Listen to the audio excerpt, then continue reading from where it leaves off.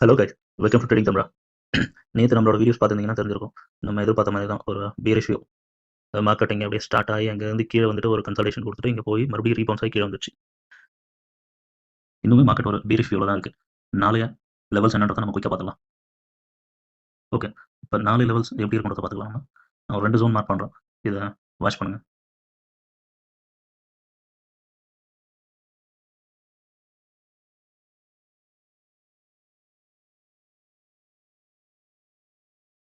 Okay, இப்போ இன்னைய market பார்த்தீங்கன்னா நம்மளுக்கு இந்த இடத்துல ரிஜெக்ட் ஆகிட்டு அங்கேருந்து ஒரு டவுன் மூவ்மெண்ட் கொடுத்துருக்கு. கரெக்டாக அதாவது 23,500 அரௌண்ட் 23,500 கிட்ட வந்து போயிட்டு அங்கேருந்து நம்மளுக்கு ஒரு ரிவர்சல் அங்கேருந்து ஒரு ரிவர்சல் ஆகி நம்மளுக்கு மார்க்கெட் வந்து முடிஞ்சிருக்கு இன்னைக்கு. இப்போ நாளைக்கு மார்க்கெட் ஒரு ஃப்ளாட்டாக ஓப்பன் இது அப்படின்னா வந்து அரௌண்ட் இப்போ இங்கேருந்து 23,300 வந்து ஒரு சப்போர்ட் எடுத்துட்டு மூவ் ஆகிறதுக்கான சான்சஸ் இருக்குது.